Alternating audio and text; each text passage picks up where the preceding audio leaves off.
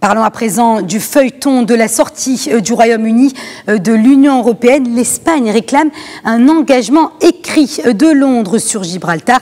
L'Espagne a menacé de s'opposer à l'accord de divorce du Brexit si son droit de veto sur la future relation entre l'UE et l'enclave britannique n'était pas reconnu par écrit. Une menace qui intervient avant le sommet de dimanche censé sceller justement l'accord de Brexit entre le Royaume-Uni et les 27.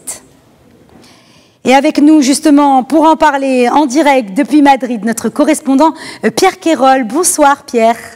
Bonsoir, Mélinda. Alors, la question de Gibraltar semble semer le trouble quant à la réussite des discussions. Mais concrètement, que demande Madrid ? Écoutez, Mélinda, je crois qu'on peut dire que concrètement, ce que demande Madrid, c'est que Londres tienne parole, tout simplement.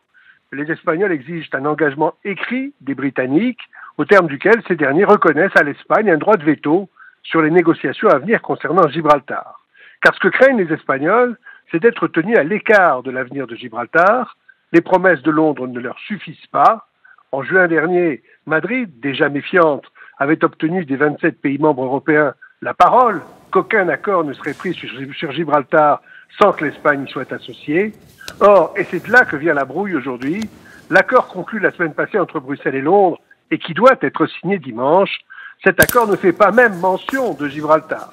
Madrid donc se sent flouée, elle est d'autant plus furieuse que ce document, elle ne l'a découvert qu'au moment de sa publication. L'Espagne veut donc désormais des garanties, elle demande que la Grande-Bretagne s'engage noir sur blanc à associer l'Espagne au futur de Gibraltar.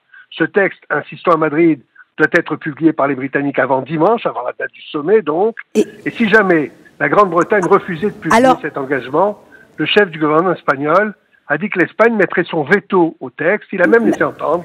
Très bien, Pierre, mais une question. On peut se poser tout de même une question. Est-ce que vous pensez que Madrid est en mesure finalement de faire échouer cet accord ?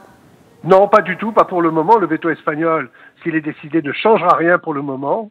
L'accord signé par Londres et Bruxelles, même en cas de veto opposé par Madrid, sera maintenu en vigueur. Le veto espagnol ne sera pas suspensif.